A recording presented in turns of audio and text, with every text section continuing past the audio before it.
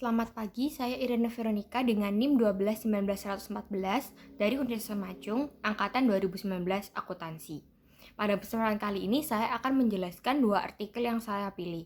Artikel pertama berjudul Diskriminasi Terhadap Warga Papua yang ada dalam film maupun buku teks anak. Pertama-tama, saya akan menjelaskan alur cerita dari artikel ini. Masyarakat Papua adalah korban rasisme dan diskriminasi di negaranya sendiri, yaitu Indonesia. Melalui tayangan TV, film, buku teks, ini mengajarkan sikap rasis terhadap warga Papua dalam diri anak. Anak tersebut akan melihat, mencontoh, dan mengamati tindakan-tindakan yang dilakukan di film tersebut, kemudian menirunya dan menerapkannya di kehidupan sehari-hari. Kemudian juga dari beberapa film tentang Papua, masih banyak film anak yang mengandung unsur diskriminatif maupun rasisme. Misalnya, contohnya film berjudul Senandung di Atas Awan. Di dalam film tersebut masih menggambarkan citra anak-anak Papua yang seperti primitif, terbelangkang, kemudian miskin, dan cenderung suka berkelahi. Ini kan menunjukkan sikap yang sangat rasis. Kemudian film lain contohnya yaitu serial drama berjudul Diam-Diam Suka yang menggambarkan bahwa orang Papua itu bodoh, aneh, dan juga primitif.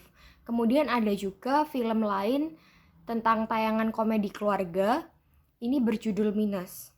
Juga menampilkan di sana seakan-akan orang Papua itu orang yang bodoh, yang masih primitif, yang aneh, gitu. Kemudian juga dalam buku teks, sebuah penelitian menjelaskan etnis Papua ini sering hadir di dalam buku-buku SD anak-anak.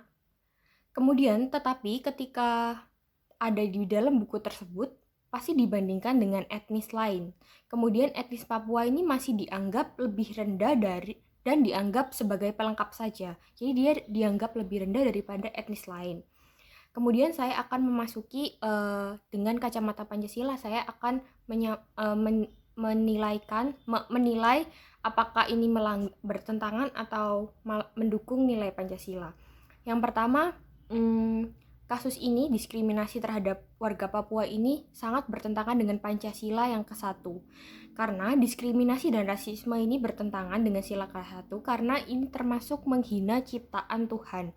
Tuhan mengajarkan kita untuk saling menghormati dan menghargai tanpa membeda-bedakan. Tetapi dengan diskriminasi ini, kita membeda-bedakan manusia berdasarkan warna kulit, berdasarkan budayanya, berdasarkan rasnya. Karena itu ini sangat bertentangan dengan sila pertama Pancasila. Kemudian yang kedua yaitu bertentangan dengan sila kedua Pancasila. Diskriminasi dan rasisme terhadap warga Papua ini bertentangan dengan sila kedua karena tidak menjunjung tinggi hak-hak asasi manusia. Kemudian tidak bersikap berbalik kemanusiaan dengan mengolok-ngolok melewati film meskipun itu berupa sindiran, tetapi itu termasuk sikap yang tidak berbalik kemanusiaan dan juga tidak bisa menoleransi adanya perbedaan sara. Kemudian yang ketiga, dia juga bertentangan dengan sila ketiga karena menyebabkan adanya diskriminasi dan rasisme ini menyebabkan perpecahan NKRI, yaitu Indonesia. Indonesia ini kan merupakan negara yang Bhinneka Tunggal Ika, yang banyak sekali budayanya, banyak sekali agamanya yang bermacam-macam. Tetapi dengan adanya perbedaan itu seharusnya bukannya menjadi konflik atau masalah, melainkan ini dari perbedaan itu akan mewujudkan persatuan dalam kehidupan bersama, bukannya kita malah diskriminasi antar budaya. Kemudian yang terakhir ini juga melanggar sila kelima Pancasila karena masyarakat Papua tidak diperlakukan secara adil di dalam film maupun buku teks. Masyarakat Papua dirasis, kemudian juga didiskriminasi melalui film-film tersebut. Seharusnya kita sebagai makhluk sosial, kita harus saling menghormati, saling menghargai, tanpa membeda-bedakan menurut sara, agar tercipta kesejahteraan bagi manusia. Kemudian saya akan melanjutkan membahas artikel saya yang kedua, yaitu berjudul Ibu yang Tega Membunuh Anaknya Sendiri dengan Menggunakan Barbel Kemudian Mengubur di Rumah Kakaknya. pada Jumat tanggal 25 Desember 2020 baru saja terjadi seorang ibu bernama Galina Morozoras membunuh putranya sendiri bernama Alexander. Ibu 56 tahun ini tega menghabisi nyawa putranya karena melawannya dan pergi untuk memutuskan untuk bermain dengan temannya. Kemudian setelah anaknya pulang, ibu ini tega menusuk telinga anaknya sendiri, anak 12 tahun, berumur 12 tahun yang tadi Alexander, yang sedang tidur dengan ujung sisir. Kemudian menghantamkan kepala anaknya tersebut ke barbel beberapa kali hingga nyawa anak tersebut hilang. Kemudian wanita yang berprofesi sebagai politisi ini yang bernama Galina kemudian mengaku kepada warga, kepada tetangganya bahwa anaknya ini hilang dan dan berlagak panik kemudian memohon bantuan kepada media sosial dan juga orang-orang di sekitarnya. Kemudian selang 3 bulan kemudian ditemukan mayatnya, jasad anaknya ini terkubur di bawah lantai milik kakaknya.